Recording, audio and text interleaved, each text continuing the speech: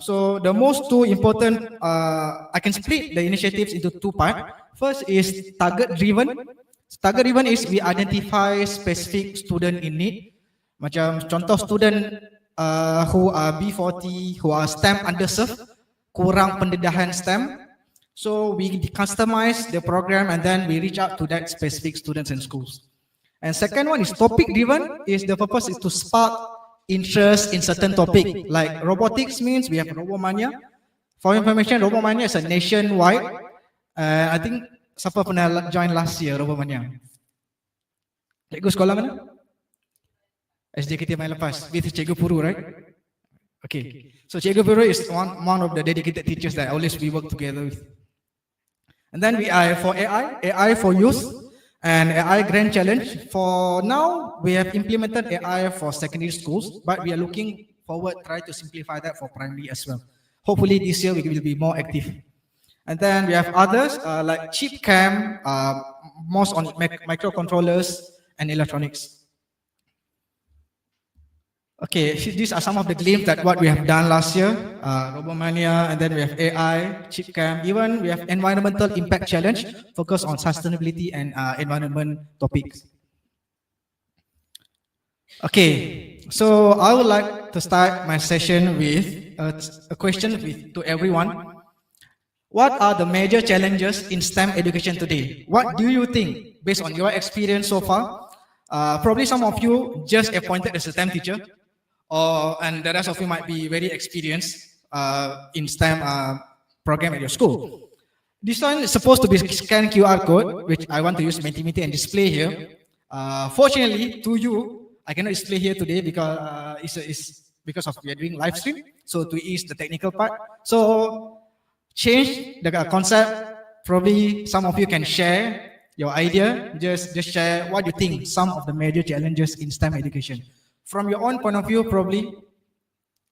Siapa nak cuba? There's no right or wrong actually. This is based on your opinion and experience, right? Cikgu nak cuba, cikgu. Bahasa Melayu boleh, bahasa Tamil boleh, Mandarin saya tak tahu lah. Saya tak tahu Mandarin. Anyone? Cikgu mesti kat sekolah kosik-kosik kan? Cikgu, saya stres macam ni. Siapa nak cuba? Kan nak saya bagi point, bagi hint sikit. Ada beberapa yang saya nampak. Right? Who agree for on the first one? Lack of resources. Okay, yang kedua insufficient training. Saya sebenarnya cikgu bahasa English ni. Saya cikgu agama, cikgu bahasa Melayu, dan saya kena tarik. Kan ada, mesti ada kan. Okay, yang ketiga geographical factor. Geographical factor means pendalaman. Saya tak rasa Penang ada pendalaman. Rural, interior. Urban, suburban, semi bandar. So plays a big, give a big impact as well. Siapa consider sekolah dia sub bandar? We call semi urban. Ada? Cikgu semua kat sini ada semua cikgu bandar, sekolah bandar. Okay, lack of awareness. Pengetua saya tak support saya. Dia tak ada issue. The pengetua itself, they have a different priority, so they don't support this. They want to do something different. So that is important because pengetua is the boss of the school. Even JPN tak boleh buat apa kalau pengetua tak bagi. Right? Okay. Any other than this? So that's why I'm looking forward. Any other than this, which I didn't recognize probably. Ada cikgu? Sorry? Within this scope? Di luar minat pelajar main peranan? Finally satu group. Yes. Okay. Okay, minat pelajar selain daripada tu? Ada cikgu? Tak ada. Okay, tak apa. We go through first. Okay, so I would like to share from the point of view of STEM organizations, as a STEM educator, what we see among the two major challenges. Yang pertama adalah limited opportunities for academically underperforming students. It means, throughout my experience, We have implemented multiple STEM initiatives in Penang, in nationwide. We always see same familiar faces of students in different programs, right? And even I can remember some of the teacher names, some of the school names that I can recall now: Saint Xavier, PFS, SK Sungai Dua, SJKC, CDK, Konon Datuk Keramat. So among the schools that always join our programs, even same school, same student join different programs, multiple programs. It looks like a good. It's a good thing. The schools aware of the importance, give maximum opportunity to the students, but at the same time, the students at the last benches, so-called pelajar-pelajar yang kurang perform di academic, didn't get a similar opportunities for those students who are doing well. So I'm not sure the reasons. Different schools have different personal reason on that.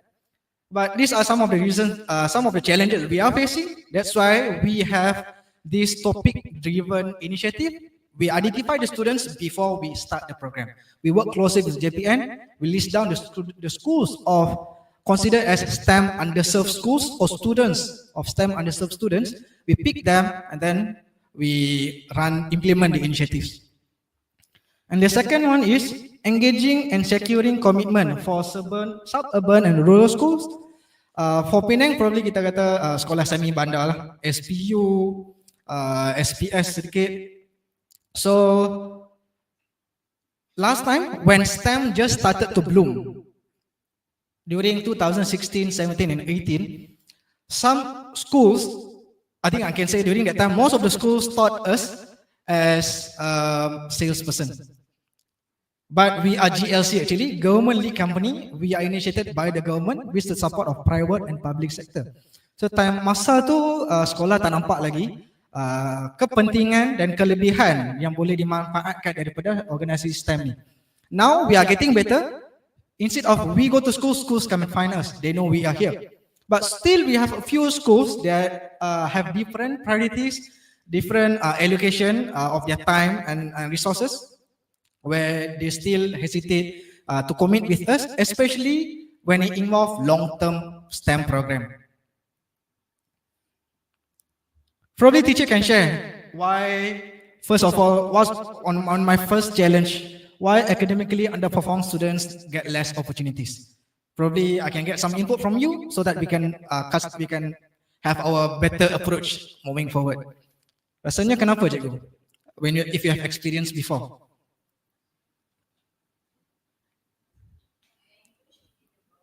Language, bahasa, probably yes. That one we have experience. That's why we select our colleagues. Macam SJKT, we purposely push our Indian colleagues to school, and then sekolah SJKC kita bawa at least ada intern, kita bawa intern yang boleh cakap Mandarin, boleh cakap Chinese. Language barrier, right? Okay. Kelas belakang lagi susah budak nak faham. Okay, any other reasons? Besides students of management wise ke? Tak ada. Pengetua bagi je cikgu boleh je lah kan. Alright. Okay, I would like to share, before I go deep into how to bridge the gap, I would like to share a few real stories of how a passionate teachers can change the impact and exposure of STEM education towards the students. Cikgu yang belakang boleh nampak cikgu? Tak ada, depan kosong lagi boleh datang. Dia tengok gambar. The first pictures, cikgu menggunakan replacement class, waktu kelas ganti untuk expose hour of code. Okay, hour of code. Siapa kenal apa tu hour of code? Hour of code. Hour of code is a global movement. It's an online global movement. The purpose is to expose coding to students. So how you want to enroll? You buka code.org, code.org, then you register, and then you jalan, you just implement coding, any activity, ikut resources yang kita ada, and then you upload inside the code. You are as the community. So you contoh sekolah ataupun negeri tu, ataupun negara tu akan di highlight. So these are part of the Hour of Code team. It's a movement, gerakan open. Dia tak perlu bayar, tak perlu subscribe. So it's a good initiative the teacher implement during replacement class. Dia tak kira waktu, asalkan mungkin dia kena need to requirement is need to complete a certain hour of coding classes macam tu. And then second, the teachers, probably here headmaster, guru besar main peranan. They use the co-curricular period, extra co-curricular period to run mini scratch challenge for their students. So extra initiative. And the third one, they also target lower primary, pelajar-pelajar darjah 1, 2, 3 in exposing coding. I'm not sure whether there is a syllabus for lower primary for RBT, ASK ada. RBT ada. Since sejak tahun 2000, I think awal-awal during 2016-17 tak ada lagi kan, just recently kan, lepas post-pandemic, is it? Before that also got. Alright, so are they active? Okay, just to ask back, Cikgu, for your STEM teachers, are you actively expose coding or probably STEM to lower primary? Is there a priority yet? No. So the importance of exposing STEM in as early as possible plays a role, because I've experienced when we have implemented a so-called a robotic competition at secondary level, peringkat sekolah menengah, we call that first stack challenge. It's an advanced a bit for we do for secondary students. When it's a 3-year event, so pelajar ataupun sekolah tu daftar tahun 1 for the first year, dan berminat boleh daftar untuk tahun kedua, tahun ketiga. So for the first year, kita ada banyak, one of our target is untuk ada gender equality. Pelajar perempuan pun ada ruang, pelajar lelaki pun ada ruang untuk participate dalam pertandingan robotik. And then for the first year, we managed to reach up to 50% of girls' participation in the first stack challenge. But when you go for the second year, third year, dia makin berkurang. Especially penyertaan pelajar perempuan. So reason from the teacher, pelajar dah tukar, tak berminat, dia tarik diri. Habis tu saya macam, the teacher select boys sebab mudah nak menang ke, mudah nak faham. There's certain reason which I can say buat masa sekarang, we have this hypothesis that most of the girl students, they don't have early exposure. Jadi bila datang ke sekolah menengah, minat tu lambat sikit nak dapat. Setengah pelajar dapat bawa, and the rest of the students minatnya tak ada, so dia tarik diri. So kepentingan exposure awal in STEM. So that's why probably we have a certain topic for lower primary as well. Okay, here even the preschool, the school take initiative to do some simple science activity for the preschool. I think we have done this, like this is the volcano concept, right? Air pressure rocket, volcano using baking soda and so on. And then the second picture, it shows this school have mecha lab. Siapa sekolah ada mecha lab di sini? Saya sekolah yang pada pula ada ramai kenal kan, ada mecha lab. Okay, for those schools yang tak kenal mecha lab, so-called ataupun boleh datakan sebagai STEM lab, is a space, ruang yang mempunyai pelbagai kit STEM. Arduino, sini kita famous dengan Mecha Uno, Microbit dan pelbagai lagi. Bersama setengah sekolah, dia ada 3D printer, ada laser engraver and robotic kits well equipped inside the lab so that students can go and explore hands-on. Kepentingan hands-on dalam STEM ditekankan melalui Mecha Lab dan STEM Lab. So sekolah ni mengambil inisiatif untuk membenarkan pelajar masuk Mecha Lab waktu rehat sekolah, even waktu cuti sekolah. So mungkin ada sistem yang cikgu buat untuk pastikan budak boleh datang dan menggunakan resource dalam STEM lab tu. Tapi the school take the initiative to open the Mecha Lab during public holiday. Tapi sekolah tu mungkin ada preparation for the risiko, macam rosak macam mana, but they are willing to take the risk for the students. And the next one, the school also make sure the advanced students get adequate exposure as well. They introduce machine learning to the advanced students. And this one, the school using the actual 3D design software, like the free one, SketchUp free, Tinkercad free, to teach them RBT subjects. Okay, for your information, all these pictures come from one school, and bukan Penang. They are from Perak. I know this from I get the pictures from the pengetua itself. Sorry, the guru besar himself. And this school has limited extracurricular activities, limited resources, teacher workload dia double triple. Biasa-biasa pun kita double triple dah. Yang ni extra sikit. And then they have less fund allocation. Why? Because this school only have up to 50 to 60 students and 10 ke 11 cikgu sahaja. It's a very small school. And because of the importance that the teacher see, the school aware of, they take extra initiative to probably to get sponsorship from the company, connect with the STEM organizations. They know well about Tekdom, although they are not from Penang, they are from Perak. So they take the extra measures to give the maximum opportunities to the students. Okay, I believe everyone know about the facts, but I'll just go through briefly. So current state of Malaysia's STEM education. Recently, it been shared that STEM education enrollment trends in Malaysia has increased since the pandemic, post-pandemic, up to 50.83%, although it's not yet reached the ministry target, which is 60-40, 60%. But it's a good sign, right? It's increasing. So because, yes, teacher. Pure science decrease.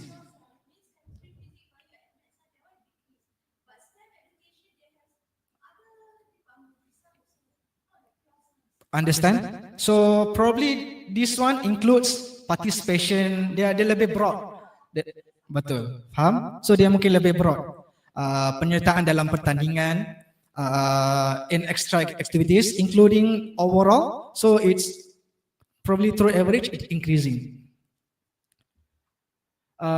So just to share some of the initiatives that come from the ministry itself. First is first is about empowering the teachers. Some of the initiatives taken by the ministry, enhancing STEM teacher competency. They even target primary schools and even STEM lecturer at matriculation level. And second one is purely for sekolah pendidikan khas. So they have this platform called Speedy to help the teachers at sekolah pendidikan khas to be more innovative, more creative in educating STEM education, in teaching STEM education to pelajar-pelajar pendidikan khas. And the third one, I think some of the schools here pernah join, Young STEMIS ESCO. Is an initiative for B40 students and schools to educate about tech, based drone, 3D design, robotics, IoT, and so on. Okay, at the same time, showing based on SPM results. This is what I have. I can get based on SPM result up to the latest. The gap between urban and rural schools is still behind compared to what we have been up to our maximum target so far. So we have been at the high is at year 2020, which is before pandemic. Obviously, after pandemic, there's a drop because of online learning, not that effective and so on. But at 2023, the gap is at 0.43. You can see like 43% gap, which is equals to when at 2018. So the gap is quite concerning, although it's increasing. All right. Okay. So now I will go into opportunities and challenges of diverse school setting, but I will highlight on geographical factors. Anyhow, the one I'm going to share now can be implemented by all the schools regardless of lack of geographical factors, probably regardless of the geographical factors is one of the limiting factor, or lacking of resources, or lack of expertise. So you can use this concept to implement on which area that you are lacking of. So why we need to identify the opportunities and challenges is so that you know what opportunities that you have around your school, within your capabilities of the school, for easy for you to leverage, mudah untuk memanfaatkan. Yang kedua, why we need to understand our challenges as well, so that we can prepare how to minimize or change the challenges to benefit us. Okay, this is the comparing urban and suburban. Okay, first one, obviously, the most common or the most obvious opportunities is better access to technology and digital infrastructure. All the schools easily can get access, already have a strong internet, most of the schools, and the resources is there. So I think Penang schools, beyond 100 schools in Penang, they already have Medical Lab and STEM Lab. Those who don't have yet STEM Lab can contact me later. So we are STEM organization, we can advise you how to set a STEM Lab. And second opportunities is strong collaboration with industries and universities, even organizations like us can be established, easier to establish because most of us are located around urban area. Okay, I have a question here. Among you, among the schools here, do you have connections with industry? Siapa-siapa sekolah, mana-mana sekolah yang ada connection, a good connection dengan industry?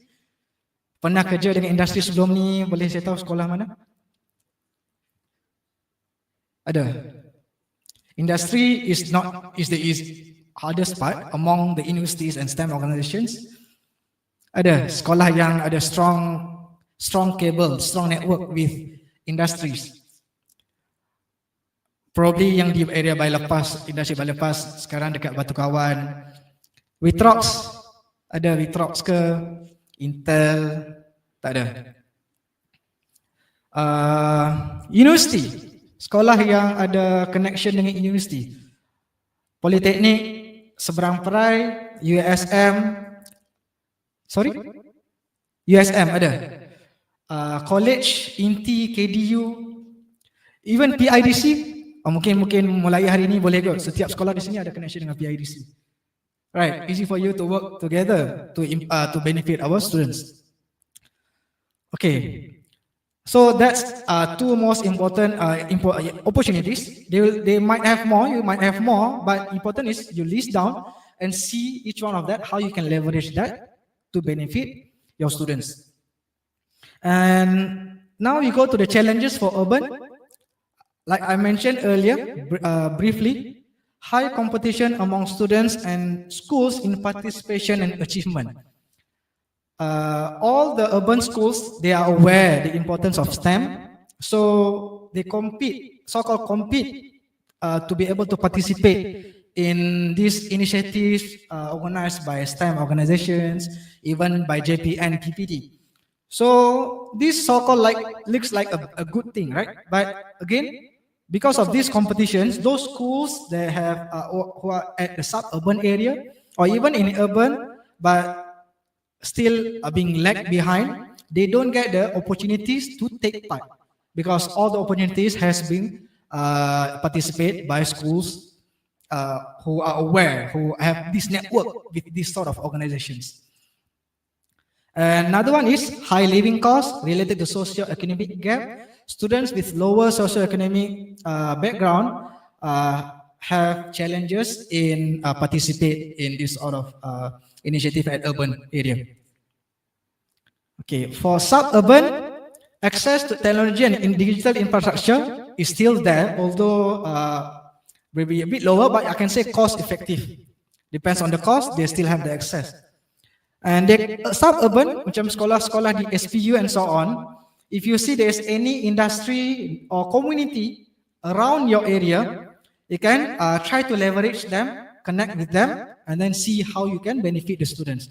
Collaboration with local industries and nearby town communities is still a possible. But the challenges, lack of exposure to current industry trend and development, they are a bit lagging behind to receive the latest trend and development compared to the urban school. And limited funding is another issue, especially when it comes to long-term STEM initiatives. One off, mudah. Sekali kita datang, kita buat dan habis. But long term is important where we can see the development of the students. One off is important just to spark interest. Okay, kita minat. Okay, long term is pembelajaran tu berlaku bila long term. Okay, rural and interior is, I will just go through because I not that relate to Penang schools, I believe, but still it's an important thing to see. Probably some of you might have this sort of opportunities and challenges as well. First one is, this is quite interesting. STEM activity can be more aligned with the job resources and local industries. Contoh, like agriculture, fishery. So you need to identify what is the main source of job, resources, and the industry being run at that area, and then make sure the STEM activity can be related to that resources, the job security. So that it comes to the second point, so that it's the community aware, see the importance of why we need to learn or have STEM education for our students. And rural and interior, they have a very strong community connection. So make use of that. They can become your volunteer. They can become your manpower resource. Even some of them have the talent to be a mentor and so on. And the challenges, limited infrastructure and facilities is a prominent challenge. Like a few facilities being shared by 30 to 40 students, right? And then limited STEM specialized teachers. This one is very prominent at rural and interior, although in urban and suburban, kita ada juga guru yang not up to the stand, upskill tu tak ada, walaupun guru tu adalah guru STEM. Right? Because I believe in Malaysia, almost all schools ada guru STEM, tapi upskilling is sangat varies lah, sangat berlainan. Yang di rural, so upskilling tu lambat. Okay, baik. Any questions so far before I go to the key points? How can we bridge the gap? This is quite resourceful, I believe. Okay, tak ada. Baik. So we have I identify there are three main key factors how we can bridge the gap in STEM education. So ini tak merangkumi sahaja geographical factors. So if you can, this one can relate to other challenges and factors as well. The first one is access to the technology and resources. Always go for cost-effective, high-impact resources. Siapa kenal Cytron di sini? Cytron Technology. Okay, siapa tak kenal? Saya Penang ramai kenal kan. Siapa yang tak kenal Cytron Technology? Angkat tinggi-tinggi ya. Saya cikgu tak kenal. Okay, ada lagi. Okay, tak ada masalah. So kita kenalkan hari ini. Okay, dua. Okay, baik. So Cytron Technology is a local company based in Batu Kawan, where they provide various STEM educational kit and resources.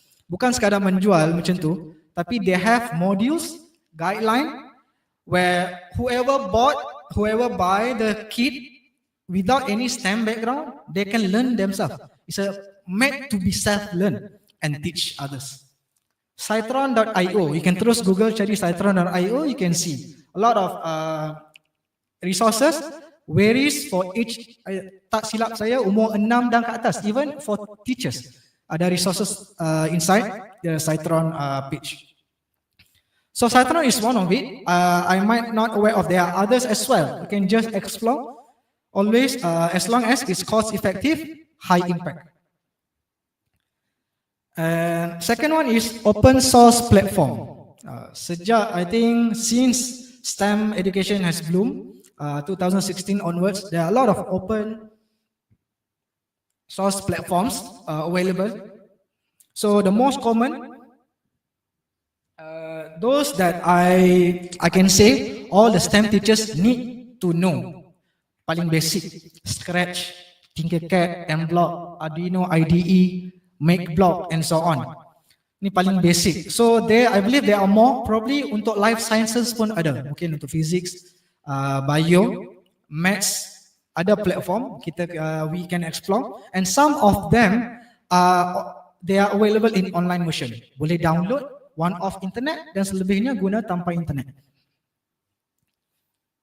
So these are two points where you can have a good access to technology and resources regardless of the limitations. And second one is teacher readiness, ketersediaan guru. Maaf kalau saya silap. So cara yang common, yang paling biasa adalah JPN atau PPD. Dia JPN PPD organize teacher training dan jemput semua cikgu, run training dan cikgu pergi ke pelajar dan educate what they have learned. But that's on the common way. How about to be more creative? Teach inter-school cross training antara cikgu, antara sekolah dengan sekolah mungkin tanpa melibatkan PPD dan JPN. Kalau if the school have a teachers who are skilled, yang lebih berkemahiran, boleh train sekolah yang gurunya yang kurang berkemahiran. So within school, is support each other. You train the teachers, can benefit students at both school. Dua-dua sekolah akan naik prestasi. Besides inter-school cross training, dia boleh juga jadi inter-school resource sharing. Saya tak pasti dia punya kebolehjadian ya, resource sharing, but there are possibilities, right? Share resources. So because if you can go together, you can go far. So there's a saying, it goes like, if you go fast, you go alone. If you want to go far, you go together. So sama-sama kita support, boleh mula dengan daerah dulu, dan if you can scale up dengan bantuan JPN, PP, then you can go beyond. JPN PP ada juga jalapan kadang-kadang invite cikgu yang berkemahiran untuk run teacher training kepada guru-guru lain. Right? Yang kedua, reach out to PPD and JPN. It's a two-way communication. It can become more effective and efficient. So build your network with JPN and PPD. Instead of tunggu JPN hantar surat panggilan buat training, so we reach out to them. We say we need this sort of skills. Can you help us to arrange something to train us? Probably they will come up with something. They can work with the STEM organization, come up with the training. So JPN always appreciate that sort of resources. I always work closely with them. They say there are some teachers who close with them. They always discuss some of the things that they can do to upskill the teachers. And next one is join STEM communities and online platform. This is very useful for continuous learning. So pembelajaran berterusan sangat penting untuk STEM education. So online platform, I can say STEM communities yang paling obvious, Persatuan Guru STEM Malaysia. I'm not sure the details, but there's a Persatuan Guru STEM Malaysia we can leverage. You can see how you can be part of that.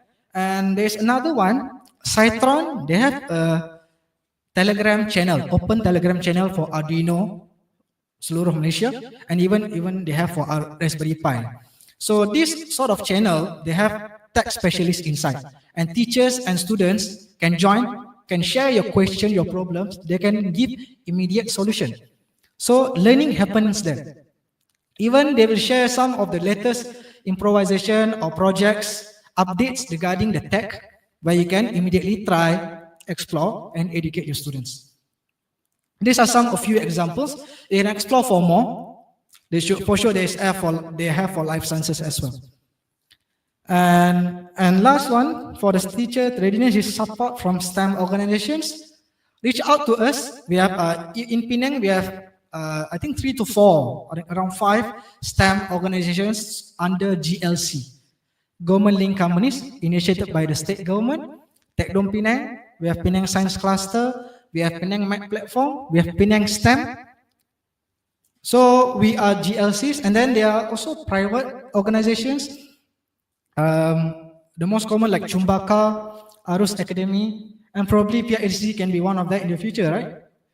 So reach out to us. You can get additional resources in expertise support. For sure, we can help you.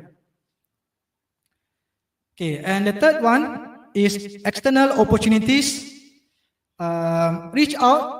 I mean, look for STEM programs, competition, initiatives that being implemented, especially those outside of classroom. So outside of classroom learning is more hands-on, more real-life based problem. So it's a very effective way in educating, increase the interest of students in STEM education. Probably as simple as industry visit can be very useful nowadays. Nowadays, industry open for visit actually. So you can reach out or you can get STEM organizations help to probably host an industry visit. We are quite close with the industries in Penang, in Bailapas and Batu Kawan. And second is local company sponsorship. Okay, just to share, probably some of you are aware of companies. Most of companies, they have this system called CSR. Cikgu kenal kan? CSR, Corporate Service Responsibility. So under the system, the purpose is to contribute back to the company, to the society, to the community. So some company, they allocate certain funding for that, where you can leverage by requesting for sponsorship probably. Or some of them, they have volunteering hours where the staff or their employee have to commit. So they are the one probably going to schools for mentorship and so on. And the third one is partnership with STEM organizations and local universities. Again, leverage, we have more minds, we can do a lot of things. Right? Just to share, my background is bioprocessing. But I'm doing now is what is tech and innovative base. So I connect, I do a lot of networking, I self-learn, and then I specialize in here. And I don't think I can go back to bioprocessing anymore, honestly saying.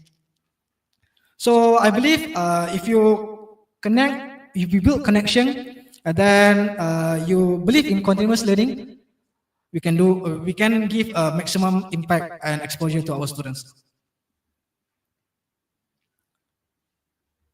Okay.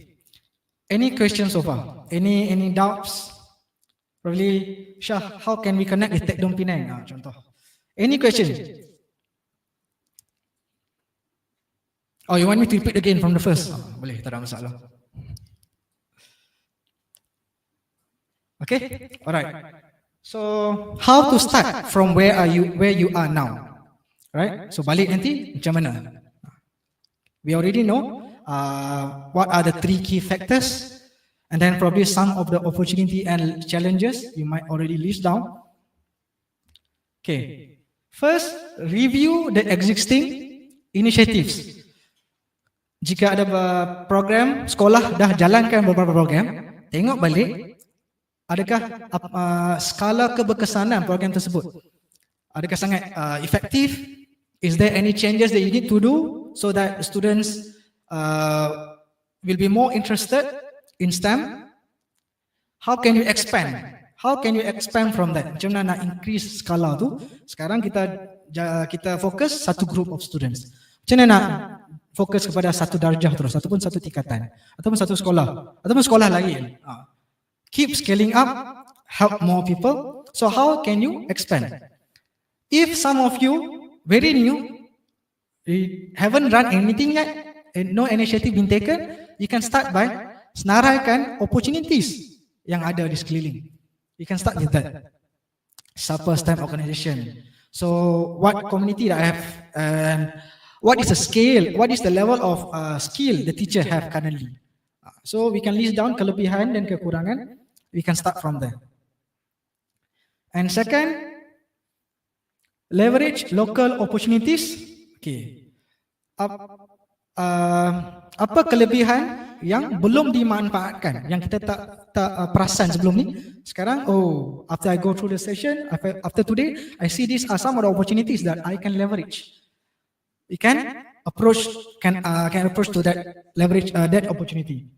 Are there local companies, universities, communities that you can leverage on? You can list down. Probably you can go look for more open source platform, or this is your first time learning about Citron. Open the website, see some of the resources that you can get for your students. And third is collaboration opportunities. Like I mentioned just now, among schools, kalau cikgu antara kawan rapat sampai satu sekolah dengan sekolah lain, manfaatkan persahabatan tu untuk kebaikan pelajar kita lah. So support between schools with the STEM organizations and partners with communities, alumni. Okay, I really appreciate how SJKCs leverage their alumni. They have a very strong connection with the alumni. Most of them are from what I know is SJKC schools. So I'm not sure, probably some of SK, SMK have a strong alumni networking. So we can leverage from that. So if not yet, try to build a very sustainable satu community alumni yang sangat strong. Okay. Right. Universities, JPN, PPD, build connection with JPN as well. So easy for you. They will be very helpful to you in the future. Okay, just to list some of the universities and colleges that I've been worked closely in STEM event before. INTI, KDU, College, KDU, INTI, USM. I'm from USM, so easy for me to build network with USM. And then USM Indo in the island, and then USM Kejuruteraan. And others, UITM, Penang UITM. I think that's what comes in my mind now. So they are among the universities and colleges that are very active in supporting our students in STEM. Okay, and just a final wrap up to give some motivation to the teachers. The future is STEM is in each of our hand, and start today. No need to be perfect. Persistent is better. Being persistent is better than being perfect. Salah sana sini kekurangan tak ada masalah. And think big, act local. STEM doesn't have to be grand. Tap into local resources. Ironically, when we have limited resource, we tend to be more creative and innovative. Right? So lead the change, inspire the next generation. We are always see as you are the ambassador of the school for STEM education. Right? See what I can do instead of wait the others to do.